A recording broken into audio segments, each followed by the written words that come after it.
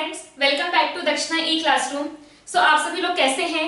I hope आप लोग अच्छे होंगे, अच्छे से पढ़ाई कर रहे होंगे एंड बाय नाउ आपने एनएलएम को कंप्लीट कर लिया होगा। एनएलएम के सारे exercise, quiz, lectures and lecture notes आप लोगों ने बना लिए होंगे।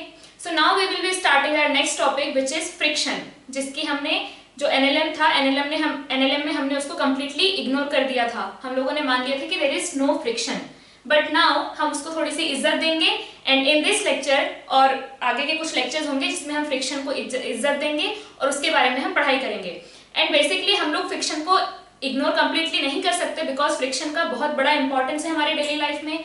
फ्रिक्शन के बिना हम चल नहीं सकते, फ्रिक्शन के बिना I can not right on this board, friction के बिना आप अपने लेक्चर नोट्स नहीं बना पाएंगे। ठीक है, कपड़ों में नॉट जो बांधते हैं हम, दो अगर हम स्ट्रिंग को ले या दो रस्सियों को ले, उसमें जो नॉट बनती है that is because of friction. If you are going uphill, अगर आप किसी माउंटेन पे ऊपर जा रहे हो तो किसी माउंटेन पे अगर जा रहे हो तो आप पे तो हमेशा क्या लगता रहेगा, नीचे mg sin थीटा लगता रहेगा, but still if you are able to go to the mountain या आप ऊपर चढ़ पा रहे हो, this is because of friction. आप चल पा रहे हो, this is because of friction. तो friction is very very important, लेकिन हमारे दिमाग में एक ऐसा ख्याल रहता है कि friction is something which opposite the motion, मतलब फ्रिक्शन जो है बुरा है, वो एक क्या है, विलन टाइप का है ना, बट ऐसा नहीं है, इट सपोर्ट्स समटाइम। तो इसके बारे में हम अभी डिटेल में पढ़ेंगे। तो फ्रिक्शन हम लोगों ने एनएलएम में क्यों मान लिया कि वो नहीं है, because again we have to start from basics. पहले हम लोग इजी चीजें पढ़ते हैं ताकि हम लोग जब इजी चीजों को पढ़ पाए फिर उसमें धीरे धीरे थोड़ी थोड़ी कॉम्प्लेक्सिटीज हमें इंट्रोड्यूस करनी होती है। सो नाउ बिकॉज आप लोगों को एनएलएम अच्छे से समझ में आ चुका है अब, so we will be introducing friction. जो भी हमने एनएलएम में प्रॉब्लम्स की हैं वहां पे हम फ्रिक्शन को मिक्स करके या इंट्रोड्यूस करके, वहां पे फ्रिक्शन को इंसर्ट करके हम लोग उन्हीं चीजों को फिर से पढ़ेंगे। तो फ्रिक्शन के बारे में एकदम छोटी सी एक लाइन मैंने एनएलएम में बोली थी, शायद आपको याद हो। क्या बोली थी लाइन मैंने कि friction is the component of contact force. कहां, किस डायरेक्शन में? It is parallel to the contact surface. हमने देखा था कि जब when two bodies are in contact, उनके बीच में कांटेक्ट फोर्स जनरेट होता है एंड उस कांटेक्ट फोर्स के हम दो कंपोनेंट बोल सकते हैं। एक होता है नॉर्मल फोर्स और दूसरा होता है friction force. Normal force is always perpendicular to the contact surface and friction is parallel to the contact surface। याद है इतना? contact surface के दो components, normal and friction। normal is perpendicular to the contact surface and friction is parallel to the contact surface। तो friction के बारे में आप सबसे पहले ये समझ लो कि friction कब आता है। whenever you will have tendency of relative motion between two surfaces, है ना? दो ऑब्जेक्ट हैं आपके पास, उनके बीच में कुछ ना कुछ कांटेक्ट है। अब मान लो कि दोनों साथ में जा रहे हैं, ये दोनों साथ में जा रहे हैं, ठीक है, ये एक सरफेस है, ये एक सरफेस है, ये दोनों अगर साथ में जा रहे हैं, it means they don't have any relative motion between them. ये भी, इसकी वेलोसिटी उतनी है, इसकी भी वेलोसिटी इतनी है, दोनों साथ में अगर जा रहे हैं, it means there velocity is same, there acceleration is same. It means if there velocity is same और acceleration is same, it means there is no relative motion. If there is no relative motion, इसका मतलब इसको ऐसा कभी लगेगा ही नहीं कि इसके रिस्पेक्ट में ये चल रहा है, इसको तो क्या लग रहा है, ये मेरे साथ साथ चल रहा है। क्लियर है? So if there is no relative motion there won't be friction, या फिर यहाँ वहां पे हमें फ्रिक्शन की फील नहीं आएगी। But if there is a relative motion, जैसे इसको अगर हमने इस पे स्लाइड करने की कोशिश की, if there is a relative motion it means इसके रिस्पेक्ट में ये या इसके रिस्पेक्ट में ये चलने की कोशिश कर रहा है ना, या चल रहा है, then there will be a friction, then there will be a friction felt by both the surfaces। ठीक है, जैसे हम देखते हैं कि अगर आपने इसको चलाने की कोशिश की तो फ्रिक्शन के बारे में आप बाद में पढ़ेंगे कि फ्रिक्शन की वजह से एनर्जी में लॉस होता है ना, फ्रिक्शन की वजह से एनर्जी में लॉस होता है। तो जैसे आप अगर इसको रब करने की कोशिश करो तो आपके हाथ क्या हो जाएंगे, गर्म हो जाएंगे, है ना। जैसे मैच बॉक्स होता है, मैच बॉक्स से अगर आप मैच स्टिक निकालो और ऐसे रब करो तो वहां पे क्या होता है, थोड़ी सी हीट जनरेट हुई, उससे दैट वो जो मैच स्टिक पे जो लगा होता है थोड़ा सा मटेरियल, वो क्या होता है, उसमें बिकॉज ऑफ हीट उसमें आग लग जाती है। सो वहां पे हीट जनरेट हुई, that was a loss of energy. इन दोनों सरफेस के बीच में फ्रिक्शन आया तो फ्रिक्शन की वजह से एनर्जी लॉस हुई in the form of heat. तो ये हम डिटेल में और पढ़ेंगे, बस हम लोग डेली लाइफ में ऑब्जर्व करते हैं तो उन चीजों से हम रिलेट करना चाह रहे हैं। All the different types of machine जो होती है हमारे पास, उसमें क्या होता है, जो डिफरेंट पार्ट्स होते हैं उनके बीच में कुछ फ्रिक्शन होता है जिसकी वजह से एनर्जी लॉस होता है। तो इसकी वजह से क्या होता है, एफिशिएंसी डिक्रीज होती है। When if you see a car engine, तो उसमें भी कार इंजन, उसमें पिस्टन होते हैं, उनके बीच में फ्रिक्शन होता है। टायर एंड रोड के बीच में फ्रिक्शन होता है, वहां पे कुछ एनर्जी का लॉस हो जाता है। Like if you are throwing a ball, किसी बॉल को अगर आप थ्रो करो तो आप क्या करोगे, आप एक्सपेक्ट करोगे कि it will go to a some distance, लेकिन क्या होता है कि वो कुछ पहले ही रुक जाती है। This is because of air friction. जैसे अगर मैंने बोला कि फ्रिक्शन हार्मफुल नहीं होता, कभी कभी क्या होता है, यूजफुल होता है। तो यूजफुल कैसे, मैंने बताया कि जब आप वॉकिंग या राइटिंग की बात करो, जैसे अगर हम किसी व्हीकल को देखें, वो किसी रोड पे चल रहा है, तो अगर वहां पे फ्रिक्शन ना हो तो ब्रेक्स लगेंगे ही नहीं, फ्रिक्शन नहीं होगा तो ब्रेक्स लगेंगे नहीं। आप ब्रेक तो लगाओगे लेकिन क्या होगा, गाड़ी रुक ही नहीं पाएगी क्योंकि वहां फ्रिक्शन नहीं है, वो स्लिप होती चली जाएगी उस पर। ठीक है, अगर आप वॉक करने की कोशिश कर रहे हो, चलने की कोशिश कर रहे हो, if there is no friction, तो आप वहीं पे अपने पैरों को ऐसे करते रह जाएंगे, you will not be able to go forward. तो friction is very important, but again friction के कुछ डिसएडवांटेज भी हैं। जैसे हमें किसी ब्लॉक को अगर शिफ्ट करना है तो हैवी ब्लॉक है तो हमको बहुत ज्यादा फोर्स लगाना पड़ता है। वो हैवी ब्लॉक के केस में आपको ज्यादा फोर्स क्यों लगाना पड़ रहा है वो भी हम देखेंगे। बट बिकॉज ऑफ फ्रिक्शन हम कुछ चीजों को मूव नहीं करा पाते, है ना, कुछ चीजों को मूव नहीं करा पाते। हम बहुत कोशिश करेंगे बट वो आगे नहीं जाएगी बिकॉज फ्रिक्शन है वहां पर। ठीक है, तो जितनी ज्यादा रफ सरफेस होती है उस पर किसी बॉडी को मूव कराना उतना ज्यादा डिफिकल्ट होता है ना।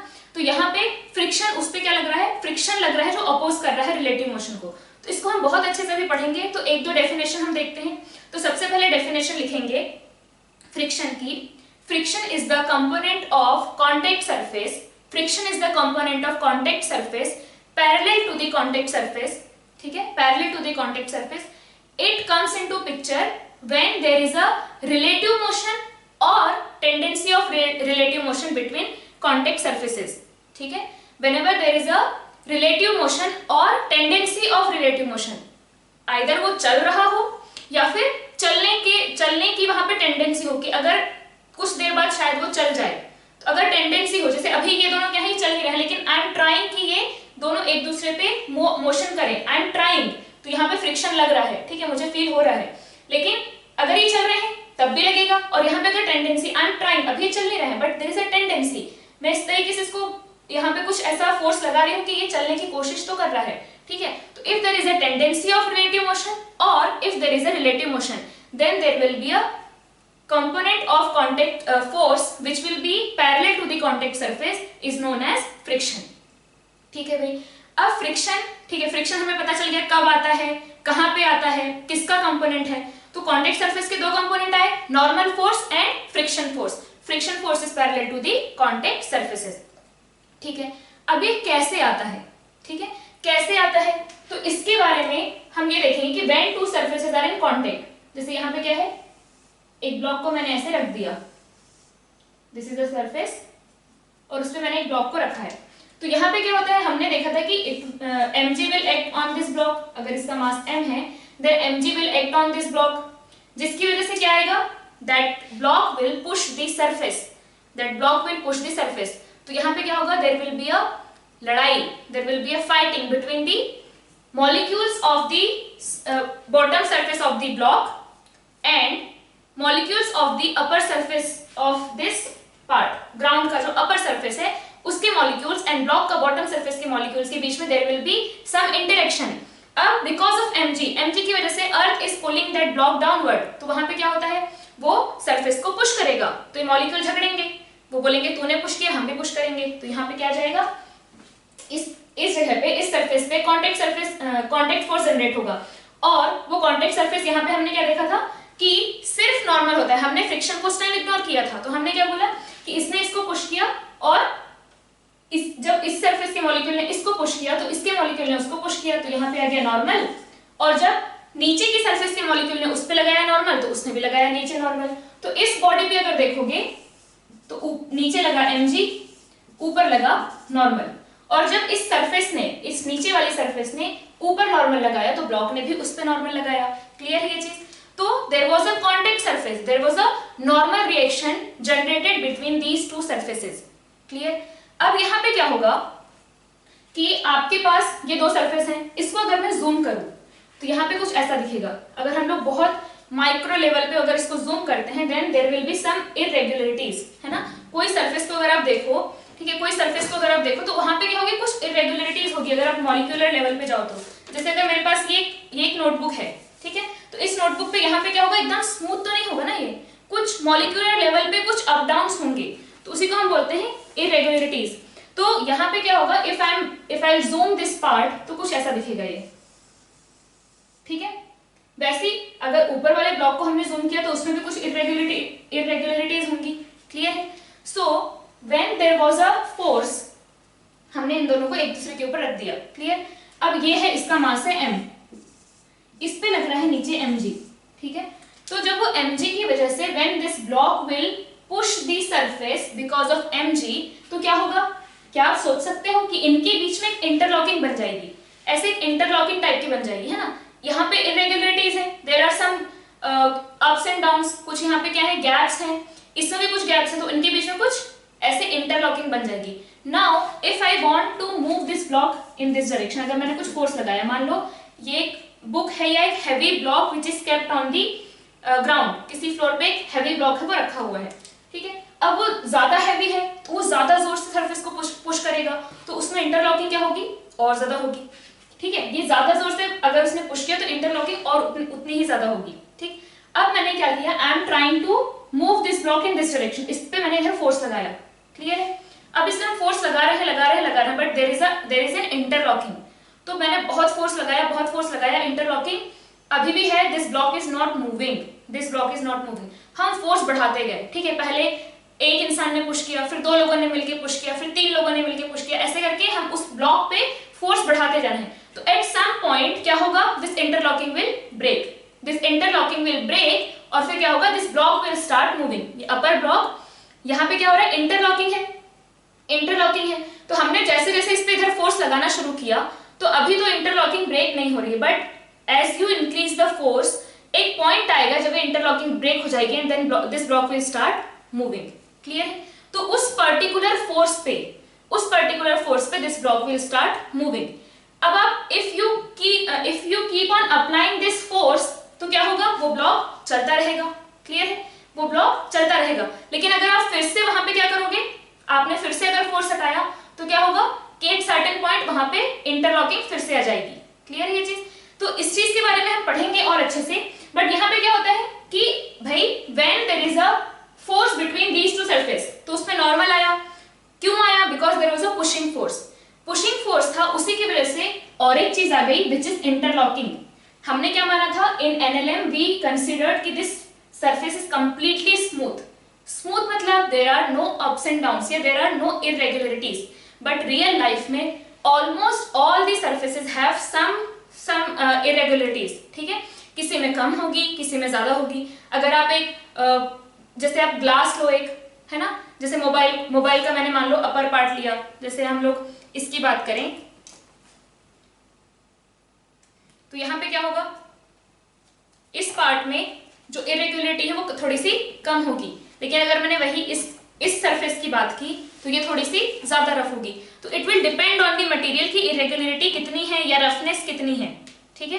तो व्हेनेवर वी हैव रफनेस, तो यहाँ पे क्या होगा, इंटरलॉकिंग की वजह से अगर हम किसी ब्लॉक को या किसी ऑब्जेक्ट को मूव कराना चाहेंगे, इट विल नॉट मूव, हम लोग को कुछ एक्सटेंट ऑफ फोर्स बढ़ाते रहना पड़ेगा।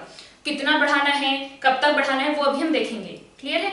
तो यहाँ पे क्या है, इंटरलॉकिंग की वजह से एक नया फोर्स जनरेट हुआ जिसको हम फ्रिक्शन बोलते हैं, जो कि उस मोशन को, ये जो सरफेसेस के बीच में रिलेटिव मोशन होने की जो टेंडेंसी है उसको वो क्या कर रहा है, अपोज कर रहा है, ठीक है। तो आई होप आपको फ्रिक्शन एकदम अच्छे से क्लियर हो गया होगा, why it comes into picture, ठीक है, और ये किस तरीके से लगता है, it is parallel to the contact surface.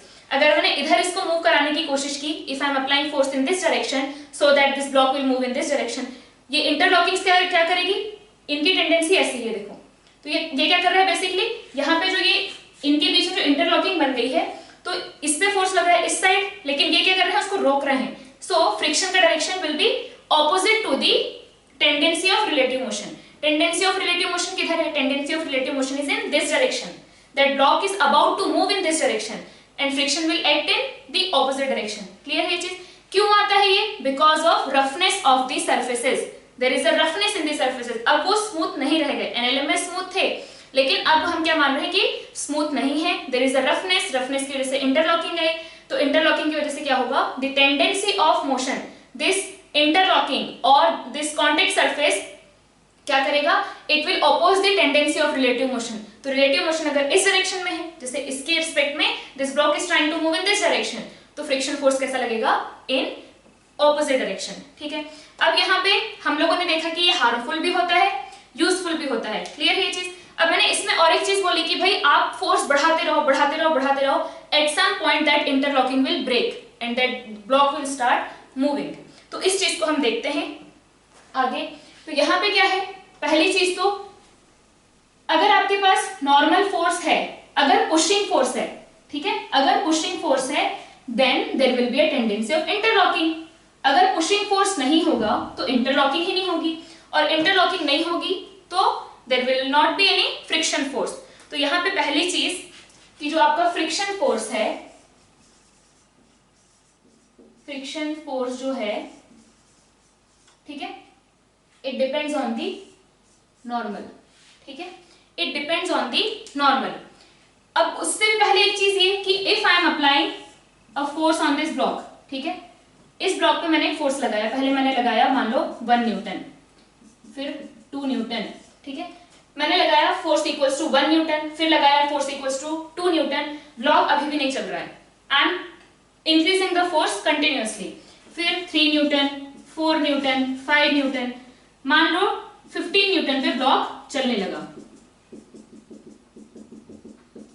ठीक है, ऐसे हम लगाते रहे, इंक्रीज करते रहे। When force was 1 newton, 2 newton, up to 5 newton या up to 15 newton, force block was not moving, और जैसे ही 15 न्यूटन हुआ ब्लॉक स्टार्टेड मूविंग। क्लियर है, इसका मतलब क्या हुआ, I am applying a force in this direction, clear है, but block is not moving.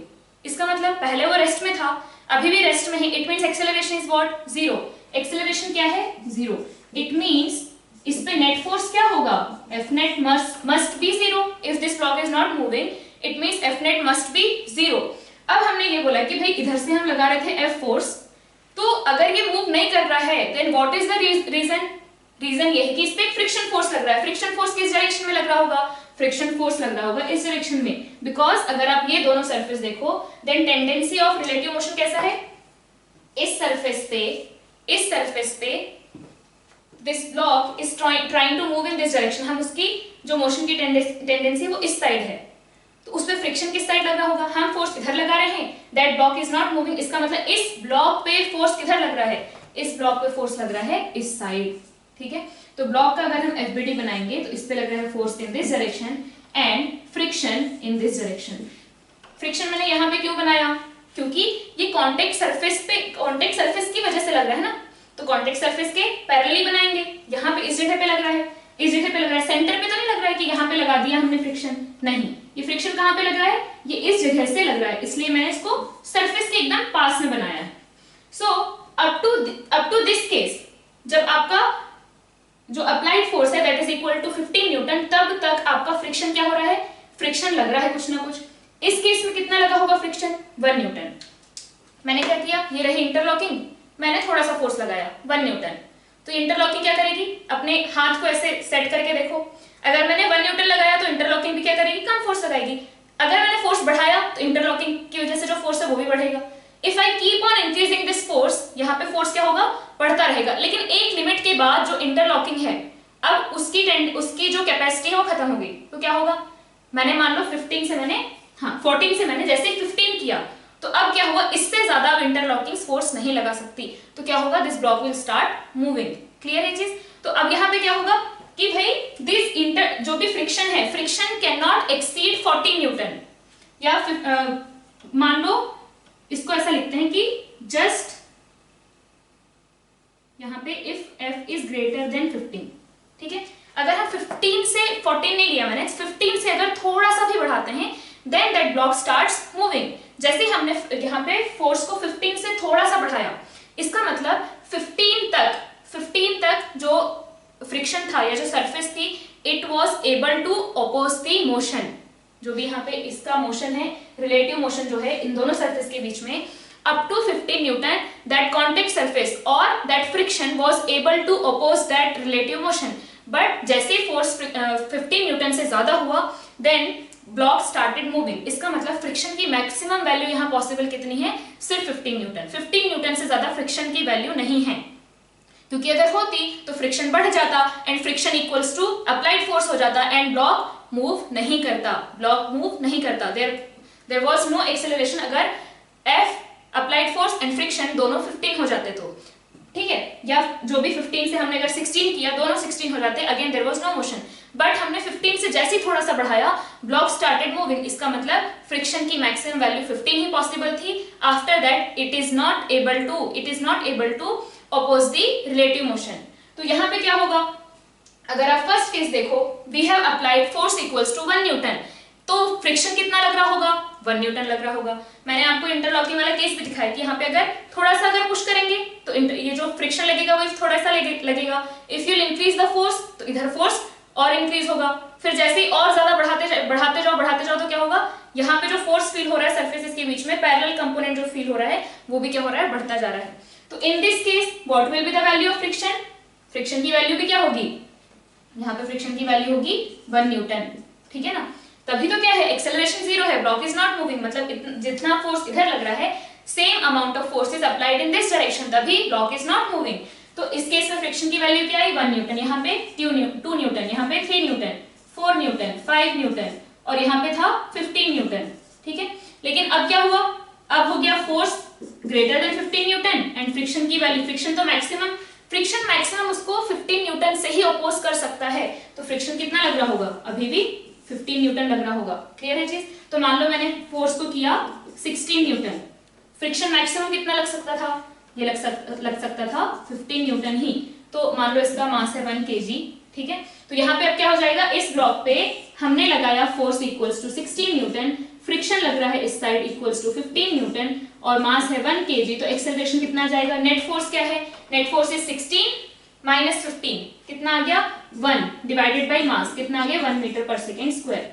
तो अब क्या होगा, if I will apply a force equals to 16 newton, friction will be acting equals to 15 newton and net acceleration of the block will be 1 meter पर second square, ठीक है। तो यहाँ पे हमने क्या देखा कि भाई if I am applying a force, if I am increasing the force, तो फ्रिक्शन भी इंक्रीज होता जा रहा है, इसका मतलब क्या हुआ, friction is self adjustable but to some extent, है ना, टू सम एक्सटेंट, क्योंकि यहाँ पे तो क्या हो रहा है, यहाँ पे जैसे जैसे हमने अप्लाइड फोर्स बढ़ाया फ्रिक्शन इज इंक्रीजिंग, बट आप देख रहे हो कि जैसे ही 15 हुआ, 15 के बाद फ्रिक्शन का जो है, फ्रिक्शन का जो क्या बोलना चाहिए, उसकी जो एबिलिटी थी वो क्या हो गई, रुक गई, मतलब उतनी ही रह गई, अब उसके बाद वो एडजस्ट नहीं कर पा रहा है, ठीक है। तो ये किस चीज पे डिपेंड करता है कि वो कहां तक, किस वैल्यू तक उसको अपने को एडजस्ट करता रहेगा, ठीक है। तो इस चीज को हम देखते हैं।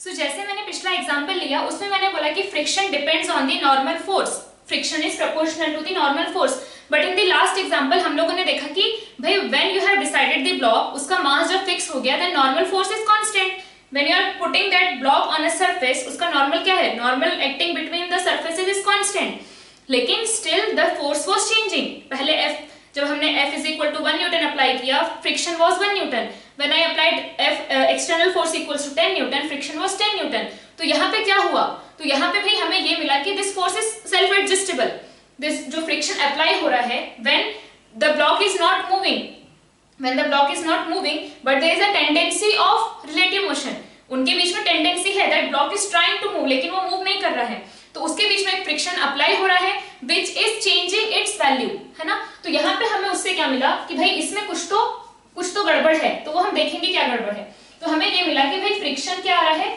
Friction equals to applied force आ रहा है, applied force but up to some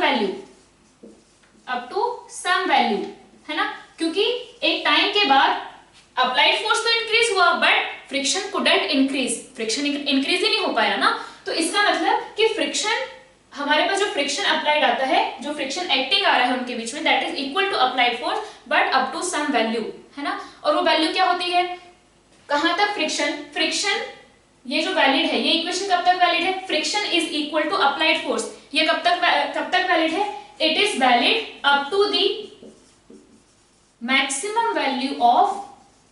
maximum value of friction, ठीक है, तो हम लोगों के पास ये जो इक्वेशन है कि फ्रिक्शनल फोर्स या फिर force of friction is proportional to normal force. ये जो नॉर्मल फोर्स की प्रोपोर्शनलिटी है वो फ्रिक्शन की नहीं है, वो क्या होती है, जो मैक्सिमम फ्रिक्शन जो पॉसिबल है दो सरफेसेस के बीच में, जो मैक्सिमम फ्रिक्शन पॉसिबल है वो किस पे डिपेंड करता है, it depends on the normal force, है ना। उनके बीच में जितना ज्यादा नॉर्मल होगा, जितना ज्यादा पुशिंग फोर्स होगा, उतना ही ज्यादा उन दोनों के बीच में क्या हो पाएगा, फ्रिक्शन एक्ट कर पाएगा। क्लियर है ये चीज। तो हमारे पास अब ये डिपेंड करता है ऑब्जेक्ट पे कि उस ऑब्जेक्ट को हम कितने फोर्स से we are trying to push, ठीक है, कितने फोर्स से हम पुश करने की कोशिश कर रहे हैं, उतना ही वो फ्रिक्शन पीछे लगाएगा। हमने इंटरलॉकिंग वाला केस दिखाया कि अगर हम ज्यादा फोर्स लगाने की कोशिश करेंगे, if I try to apply more force, तो इंटरलॉकिंग की वजह से भी यहाँ पे क्या आएगा, इस साइड ज्यादा फोर्स लगेगा। अगर हम थोड़ा सा फोर्स लगाएंगे तो थोड़ा सा फोर्स लगेगा, बट मैक्सिमम कितना लगेगा, मैक्सिमम लगेगा जो मैक्सिमम फ्रिक्शन की वैल्यू आ सकती है, जो कि पिछले केस में आई थी 15 न्यूटन। ठीक है, तो अब वो जो मैक्सिमम वैल्यू जो आती है F max, है ना, F max जो आता है, F max is proportional to normal. Clear है चीज। मैक्सिमम वैल्यू क्या हो सकती है फ्रिक्शन की। अब हम जितना जितना फोर्स अप्लाई करते जाएंगे वो फ्रिक्शन अपने आप को एडजस्ट करता जाएगा। Friction is an self adjustable force. Friction is a self adjustable force. आप जितना फोर्स अप्लाई करोगे उतना ही वो ऑपोजिट डायरेक्शन में करेगा। कब तक करता रहेगा, up to its maximum value. But if you go beyond maximum value, friction can not do anything, वो अपनी वैल्यू पे चुपचाप कांस्टेंट हो जाएगा and then block will start moving. Clear है ये चीज। अब और एक चीज इसमें हम देखते हैं कि यहाँ पे दो फ्रिक्शन आते हैं, ठीक है, static friction and kinetic friction. Static friction and kinetic friction, ठीक है, static friction and kinetic friction. भाई ये दो चीज कहां से आ गई, तो इसमें ये बात है कि आपने क्या किया, पहले there was a normal acting between two surfaces, जिसकी वजह से यहाँ पे क्या आया, यहाँ पे आ गया इंटरलॉकिंग्स, पुशिंग फोर्स लगा, मॉलिक्यूल्स इंटरैक्ट किए and there is an interlocking. Clear है, उसकी वजह से आ गया when there is a tendency of relative motion. Interlocking है, कोई दिक्कत नहीं है, but if we are not applying any force, तो ये इंटरलॉक रहेंगे ऐसे, कोई दिक्कत नहीं है, अपना चुपचाप बैठे रहेंगे दोनों ब्लॉक, कोई दिक्कत नहीं है। But as soon as you start applying a force, अगर आपने 0.0001 भी अप्लाई किया फोर्स, तो क्या होगा, it means this someone is trying to move this block, तो इन दोनों के बीच में क्या आएगी, relative motion. And when relative motion comes into picture, तो फिर क्या लगेगा, फ्रिक्शन लगेगा, इंटरलॉकिंग उसको रोकेगी। तो यहाँ पे क्या है कि जब वहां पे कोई रिलेटिव मोशन नहीं है, चुपचाप दोनों बैठे हैं, देयर इज नो फ्रिक्शन। आपने जितना फोर्स लगाया ये उतना फोर्स फ्रिक्शन ऑपोजिट में लगाते रहेगा जब तक इसकी मैक्सिमम वैल्यू नहीं आ जाती। बट अब क्या हुआ, मैंने ये देखा लास्ट एग्जांपल में कि when I have applied force more than 15 Newton, मैंने जब 15 न्यूटन से ज्यादा फोर्स लगाया, दिस ऑब्जेक्ट स्टार्टेड मूविंग। ठीक है, ऑब्जेक्ट स्टार्टेड मूविंग, इसका मतलब यहाँ पे इंटरलॉकिंग जो है थोड़ी सी ब्रेक हो गई, अब ये ब्लॉक जो है मूव कर रहा है। भाई इंटरलॉकिंग तो अभी भी रहेगी, मॉलिक्यूलर लेवल पे है ना वो, तो इंटरलॉकिंग अभी भी रहेगी, बट क्योंकि देयर इज अ मोशन, तो इंटरलॉकिंग होने के लिए उनको उतना सफिशिएंट टाइम नहीं मिलेगा। So once the object comes into a motion, जब ऑब्जेक्ट मोशन में आ जाता है, अगर ऑब्जेक्ट क्या हुआ, मोशन में आ गया, तो फिर इंटरलॉकिंग्स की जो पॉसिबिलिटी है या फिर रिलेटिव मोशन को अपोज करने की जो पॉसिबिलिटी है, that decreases by a small amount, है ना, थोड़ी सी डिक्रीज हो जाती है। तो यहाँ पे हमारे पास दो टर्म आते हैं, स्टैटिक फ्रिक्शन। स्टैटिक फ्रिक्शन मतलब when the object is at rest but there is a tendency of motion. अभी क्या है, अभी object is at rest, there is no tendency of motion, I am not trying to move this object, है ना। यहाँ पे क्या है, दोनों ऐसे रखे हुए हैं, मैंने कोशिश ही नहीं की इनको मूव कराने की, तो there is no tendency of motion. लेकिन अब क्या है, मैंने जब स्मॉल फोर्स लगाया, अभी देखो I am applying some force, थोड़ा सा फोर्स मैंने लगाया but this is not moving, थोड़ा सा और लगाया तो मूव करने लगा। ठीक है, तो यहाँ पे क्या है कि when the object is at rest but there is a tendency of motion, तो उस टाइम जो फोर्स लगेगा, force applied in that situation is known as static friction, है ना। Friction force applied in that situation is known as static friction. Does it have a constant value? Does static friction have a constant value? No, it has a variable, different values, which varies from 0 to its maximum value, and the maximum value of static friction जो हमने पिछले case में देखा कितनी आई थी 15 Newton, कितनी possible थी only 15 Newton, after 15 जो फ्रिक्शन है इट कैन नॉट इंक्रीज। तो जो maximum value of static friction है इसको हम बोलते हैं लिमिटिंग वैल्यू, है ना, limiting value of static friction या लिमिटिंग फ्रिक्शन बोल सकते हो। तो static friction varies from 0 to what value, limiting value, 0 to limiting value. Limiting value के बाद क्या होगा, object will start moving. Once object started moving, तो ऐसा तो नहीं ना फ्रिक्शन लगना बंद हो जाएगा, friction will still act, friction तब भी लगता रहेगा, लेकिन क्या होगा, कुछ एक कांस्टेंट वैल्यू होगी और उसी को हम बोलते हैं काइनेटिक फ्रिक्शन। क्या बोलते हैं, काइनेटिक फ्रिक्शन। तो when object is at rest but there is a tendency of motion, friction applied in that case is known as static friction, and once object starts moving, in that case friction applied is known as kinetic friction. Clear है? Again static friction has infinite values, 0 से लेकर के maximum value जो भी limiting value है वहां तक क्या होंगी, इनफाइनाइट वैल्यूज होंगी। If you are applying 0.00001 newton force, then friction applied will be 0.00001 newton. Clear है ये चीज? अगर आपने 10 न्यूटन फोर्स लगाया तो वहां पे स्टैटिक फ्रिक्शन, पिछला ही एग्जांपल ले रहे हैं, वहां पे स्टैटिक फ्रिक्शन कितना लग रहा होगा, 10 न्यूटन लग रहा होगा। बट काइनेटिक फ्रिक्शन क्या है, एक बार आपने Once that object starts moving, तो फिर क्या होगा, ऑब्जेक्ट ने चलना शुरू कर दिया, अब फ्रिक्शन अपनी क्या होगी, फ्रिक्शन एक कांस्टेंट वैल्यू पे रहेगा, कांस्टेंट फोर्स से उसको अपोज करता रहेगा। क्लियर है चीज? और उसी को हम बोलते हैं काइनेटिक फ्रिक्शन। तो ये क्या है, इसकी वैल्यू वेरी करती है। अब स्टैटिक फ्रिक्शन को you can represent with Fs, it varies from 0 to which value, Fs max, इसकी जो मैक्सिमम वैल्यू, इसी को हम क्या बोलते हैं, लिमिटिंग फ्रिक्शन या लिमिटिंग वैल्यू ऑफ फ्रिक्शन। ठीक है, और इसको हम क्या बोलते हैं, इसको हम बोलते हैं Fk। क्लियर? तो अब यहाँ पे हमारे पास एक ये था फ्रिक्शनल फोर्स, मैंने लिखा था प्रोपोर्शनल टू नॉर्मल, जो कि हमने फाइनली क्या लिखा कि Fs max is proportional to normal। अब जब मैंने स्टैटिक फ्रिक्शन की बात की, तो यहाँ पे क्या आ जाएगा, यहाँ पे आ जाएगा Fs max is proportional to normal. Clear है चीज? तो जितना ज्यादा पुशिंग फोर्स होगा उतना ज्यादा स्टैटिक फ्रिक्शन की मैक्सिमम वैल्यू होगी। जो लिमिटिंग वैल्यू जो आ रही थी ना हमारे पास 15 न्यूटन, अगर हमारे पास नॉर्मल और ज्यादा एक्ट होगा, आप सोच के देखो कि उसी ब्लॉक को if someone is pushing from ऊपर से, अगर वर्टिकली उसको कोई पुश कर रहा है डाउनवर्ड, तो क्या होगा, नॉर्मल फोर्स इंक्रीज हो जाएगा। ये तो हमने एनएलएम में पढ़ा है। अब उसको आगे बढ़ा के देखो तो किस केस में ज्यादा प्रॉब्लम होगी। अगर आपके पास एक सिंपली एक ब्लॉक रखा हुआ है और उसको आपको मूव कराना है, और दूसरा case when you are applying a downward force on that block, और उस केस में आपको ऑब्जेक्ट को मूव कराना है, कब आपको ज्यादा फोर्स कब लगाना पड़ेगा, आपको लगाना पड़ेगा दूसरे केस में, because now normal has increased, मतलब Fs मैक्स की वैल्यू इंक्रीज हो गई, तो आपको और ज्यादा फोर्स लगाना पड़ेगा। हो सकता है इन the last case it was moving after the 15 Newton value, but हो सकता है कि इन दिस केस जब आपने ऊपर से एक फोर्स लगाया तो उस केस में हो सकता है you will have to apply more than 20 newton, then block will move, है ना। तो हम नॉर्मल को जब इंक्रीज करते हैं तो लिमिटिंग वैल्यू जो मैक्सिमम वैल्यू है ऑफ फ्रिक्शन, जिसके बाद ब्लॉक विल स्टार्ट मूविंग, वो वैल्यू क्या हो जाती है, वो वैल्यू बढ़ जाती है। तो हमारे पास एक ग्राफ आता है फ्रिक्शन का, ठीक है। तो ये हमारे पास है फ्रिक्शन, हमें ये देखना है कि how it varies with the applied force. जैसे लास्ट केस तो मैंने बताया था आपको, how it varies with the applied force. तो क्या होगा, when applied force is 0, friction acting will be 0। तो क्या होगा, जैसे जैसे आप अप्लाइड फोर्स बढ़ाओगे, हमारे पास F is equal to F मिलेगा कब तक, अप टू Fs मैक्स, ठीक है। मैक्सिमम वैल्यू तक क्या होगा, हमें applied force is equal to friction मिलेगा। हमने लास्ट केस में देखा था। तो ये ग्राफ कुछ ऐसा आएगा, है ना। जितना मैंने अप्लाइड फोर्स लगाया उतना ही फ्रिक्शन लग रहा है, जितना अप्लाइड फोर्स लगाया उतना ही फ्रिक्शन लग रहा है, जितना अप्लाइड फोर्स लगाया उतना ही फ्रिक्शन लग रहा है। क्लियर है? तो यहां से क्या होगा, जैसे जैसे आप फोर्स लगाते जाओगे, बट आफ्टर अ वैल्यू, मान लो इसके बाद फ्रिक्शन इंक्रीज नहीं हो सकता। This is the maximum value of friction, this is the maximum value of friction.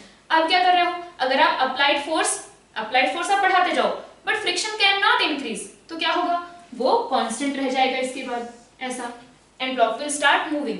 इतने पार्ट में क्या है, ब्लॉक इज एट रेस्ट, इतने पार्ट में क्या है, ब्लॉक इज मूविंग। क्लियर है ये चीज? तो इसके बाद क्या हो जाएगा, फ्रिक्शन कांस्टेंट रह जाएगा, ठीक है।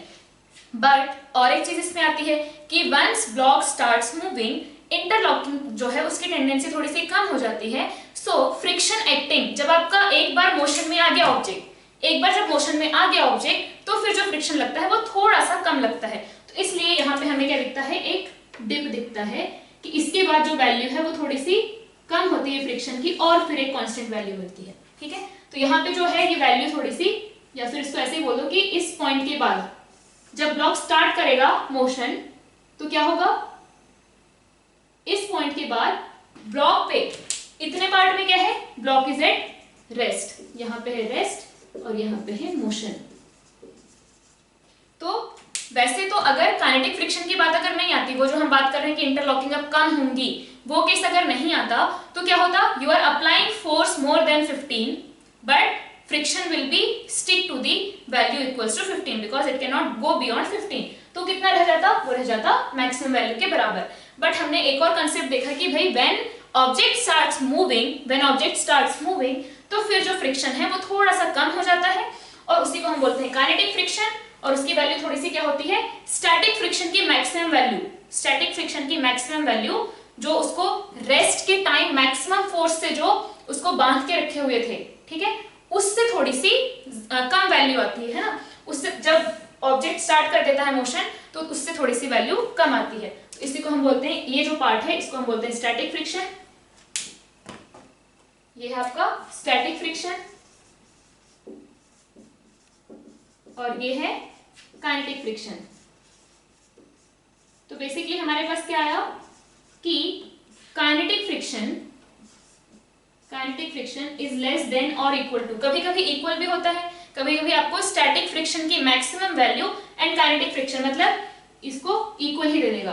तो sometimes it is equal to maximum value of static friction, लेकिन मोस्ट ऑफ द केस में your kinetic friction will be less than the maximum value of static friction, and कभी कभी इक्वल भी होता है, क्योंकि एक बार जब मोशन में आया तो फ्रिक्शन थोड़ा सा कम लगने लगता है, इंटरलॉकिंग जो होती है उसकी थोड़ी सी टेंडेंसी कम हो जाती है। सो फ्रिक्शन विल बी, जो मोशन के टाइम जो फ्रिक्शन लगेगा that will be little lesser, ठीक है भाई। अब यहाँ पे जैसे मैंने बोला कि जो maximum value of static friction है, वो कितना लग रहा है हमारे पास, ये लग रहा है प्रोपोर्शनल टू नॉर्मल है ना, प्रोपोर्शनल टू नॉर्मल है। तो यहाँ पे जब हम प्रोपोर्शनलिटी कांस्टेंट हटाते हैं तो हमारे पास आता है Fs max is equal to mu S into N, ठीक है, म्यू एस इंटू एन, और आपके पास जो काइनेटिक फ्रिक्शन की वैल्यू आती है that is equal to mu k N. तो इसको हम बोलते हैं म्यू एस इज, लिख लेंगे, mu S is coefficient of static friction, mu K is coefficient of kinetic friction, mu S is coefficient of static friction, mu K is coefficient of kinetic friction, clear है। अब mu S या mu K, it depends on the nature of the surface, है ना। जैसे आप अगर एक glass लो या फिर आप एक जैसे मैंने ये लिया है, तो इस पे क्या होगा, यहाँ पे क्या होगा, अगर इस पार्ट को देखो, this part is little smoother, तो यहाँ पे क्या होगा, जो रफनेस है वो थोड़ी सी कम होगी, यहाँ पे रफनेस थोड़ी सी ज्यादा होगी। तो this mu S depends on दी, ये आपको दिखाता है कि कोई भी ऑब्जेक्ट या कोई भी सरफेस कितनी ज्यादा रफ है, जितनी ज्यादा रफ उतना ज्यादा फ्रिक्शन, है ना, जितनी ज्यादा रफ उतना ज्यादा फ्रिक्शन, जितना ज्यादा नॉर्मल या जितना ज्यादा पुशिंग फोर्स उतना ज्यादा फ्रिक्शन। तो this basically tells you the roughness of the surface. तो ये डिपेंड करेगा डिफरेंट सरफेस पे। अगर आप एक वुडन सरफेस लोगे, it may have more coefficient of friction, अगर आप एक ग्लास लोगे it may have less coefficient of friction, कुछ सरफेसेस स्मूथ होती हैं, कुछ सरफेसेस रफ होती हैं, तो this depends on the nature of the surface, ठीक है। तो अगेन हमने जैसे काइनेटिक फ्रिक्शन और maximum value of static friction की बात अगर हमने की, तो ये इसी की वजह से चेंज होता है। ये तो सेम ही है दोनों केस में, है ना, ये तो दोनों केस में सेम ही है। तो this Fs max and Fk, ये जो Fs max और Fk जो वेरी होते हैं, it varies because of this value, है ना। अगर ये दोनों अगर सेम है, अगर म्यू एस एंड म्यू के भी सेम हो जाए, if mu S is equal to mu k, then Fs max will be equals to Fk, Fs max will be equal to Fk, but if mu s is more than mu k, सीधी सी बात है, static वाले case में ज्यादा लगेगा friction, तो यहाँ पे mu S क्या होगा, mu S will be greater than or equal to mu k. In most of the cases you will have, I mean in all the cases you will have mu s is greater than or equal to mu k. कभी कभी equal होगा, कभी कभी mu s greater होगा, clear है। तो जब वहां पे रेस्ट में है objects but there is tendency of motion, उस केस में जो कोएफिशिएंट होगा that will be little more than this coefficient, clear है ये चीज। तो यहाँ पे क्या होता है, स्टैटिक फ्रिक्शन और काइनेटिक फ्रिक्शन में इसी की वजह से वेरिएशन आता है। तो हमारे पास Fs max is in all the cases it is greater than or equal to Fk, वैसे mu s is greater than or equal to mu k, and please don't confuse this mu with the refractive index, वो completely different होता है। यहाँ पे notation उसी type का है, but ये जो है mu s mu k ये completely different है refractive index से। I hope it's clear to you। अब हमारे पास आ गया Fs max एंड Fk जो कि नॉर्मल पे डिपेंड कर रहा है, तो उसका और एग्जांपल देते हैं। जैसे एक एग्जांपल तो दिया कि ऊपर से अगर आप नॉर्मल फोर्स लगाओगे किसी ब्लॉक पे और उसको मूव कराने की कोशिश करोगे, it will be little more difficult. तो इसका और एक एग्जांपल है, जैसे आपके पास है स्टैक्स ऑफ बुक्स, आपके पास ऐसे बहुत सारी बुक्स है मान लो, ठीक है, सबका मास मान लो m है, m m m m m, ऐसे बुक्स के बंडल तो आपके घर में होंगे ना। सो अगर आपने जो स्टैक्स ऑफ बुक्स में से द बॉटम मोस्ट बुक को अगर आप निकालने की कोशिश करो एंड आप और कुछ नहीं कर रहे हो, जस्ट आप उसको बॉटम मोस्ट बुक को अगर आप खींच रहे हो, ठीक है, तो एक वो केस हो गया। तो उस केस में क्या होगा, आपको उसको निकालने के लिए शायद बहुत फोर्स लगाना पड़े। बट नाउ जस्ट इमेजिन कि मैंने क्या किया, ठीक है, मैंने इसको निकालने के लिए कुछ फोर्स लगाया F, लेकिन नेक्स्ट केस है कि मैंने क्या किया, I have lifted the rest of the books, मैंने ऊपर की बुक्स को थोड़ा सा लिफ्ट किया and then I have remove the bottom most book.